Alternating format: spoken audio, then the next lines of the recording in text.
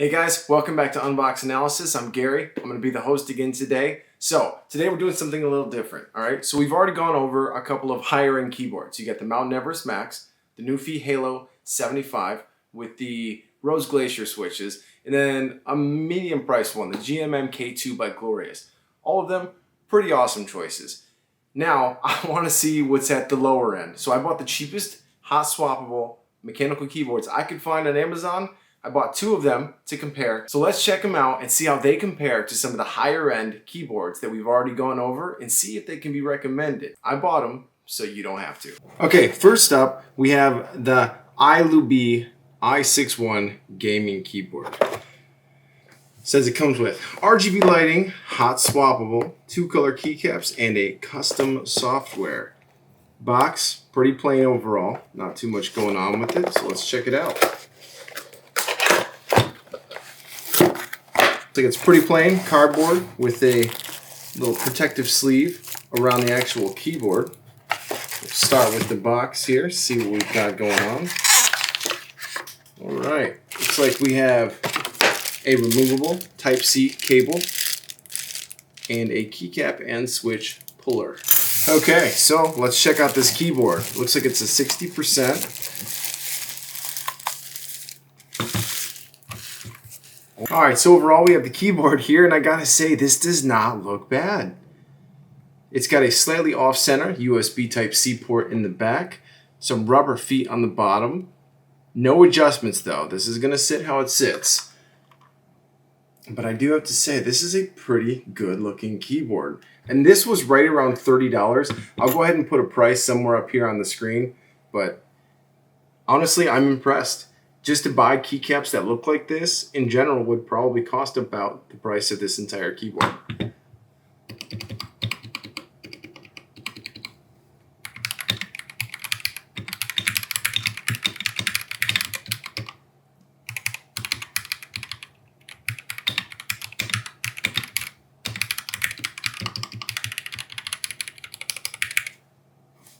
You know what? That sounds pretty good. The sound overall is a little uneven across the keyboard, as you can hear right here.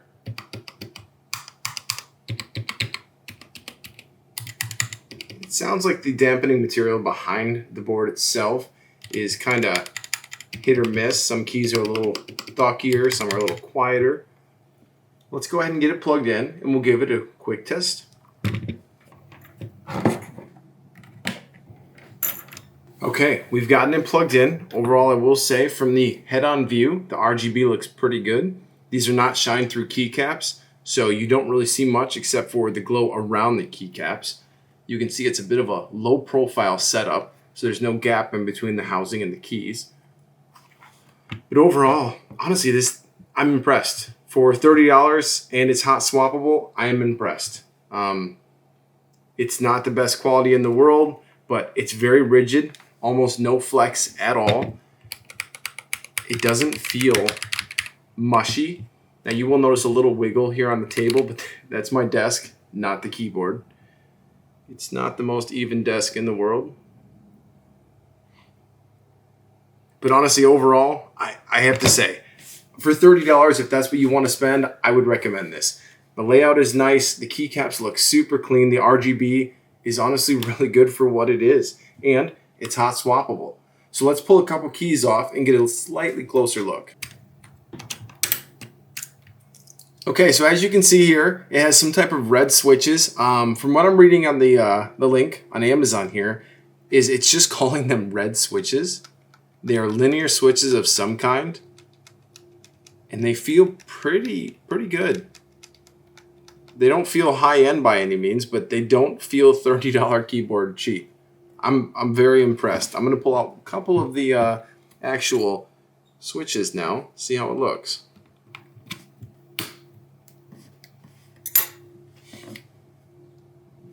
Okay, overall, the switches feel pretty light and they come out very easily. I don't know if that should be concerning or not. And I did notice this right off the bat. They're slightly different colors. One of them is more of an off-white, one of them is a white, and I pulled these off right next to each other. They do appear to be north firing, 3-pin configuration. You got the center post and the 2 power connections there. Now if we're looking close to the board here, we can see that there is some foam dampening up underneath. It's kind of hard to tell exactly where it's all at, but overall, if you want to spend $30 on a mechanical hot swappable keyboard to get started, this is the board. All right, let's get into the next board. Okay, next up we have the Star 61 mechanical keyboard by Majiji. Probably saying that wrong. There's the name there. I'll have a link for all these right down below. They will be affiliate links, so using those links will help the channel out. Always appreciated. So let's get into this guy and check her out. Not a ton of information about it. It does have a removable Type-C cable. And it says it uses linear red switches as well. Probably the same off-brand red switches as the last keyboard, if I'm to guess. So right off the bat, little starter guide. Not in English, but that's all right. And then we have the keyboard here. We'll set this off to the side and check out the box. Oh, that is interesting. So this keyboard here is $30. I'll put the exact price up in the top there. But if we're taking a look here, this one even comes with possibly some extra keycaps. So for the price of $30, you get some extra keys. You get the USB Type-C cable and the keyboard. Now this one, I don't know if it's quite hot swappable, but it does say that it is, so let's check it out. They did not include a puller from what I can see in this one. Okay, very similar look and design overall. Very interesting. Honestly, if I had to say, I would guess that these are almost the same board. They both look really nice for a 60% keyboard. This one has the USB Type-C port far left instead of off right. Interesting. Same basic build though, overall. Just some rubber feet on the bottom, not an adjustable stance. Let's check out how it sounds.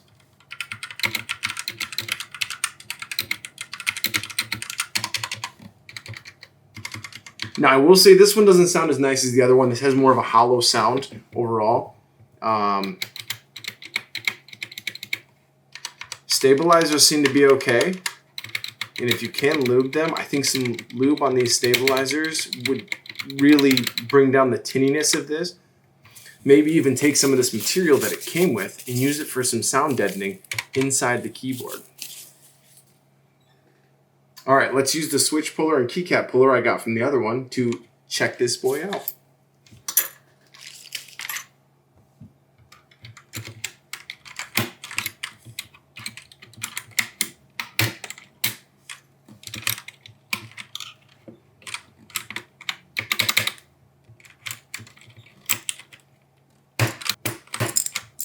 Okay, so we got a couple of them off here. These are actually different linear reds than the other one. You notice these ones have a box out design on the sides. Overall, still pretty similar, but these do feel a little mushier overall. So I think the other ones are slightly better quality for the off-brand. Now while I have these off, let's go ahead and get her plugged in and check her out. The cable does appear to be pretty decent quality. I mean, it's not braided or anything special, but it's included, and it's a pretty decent size.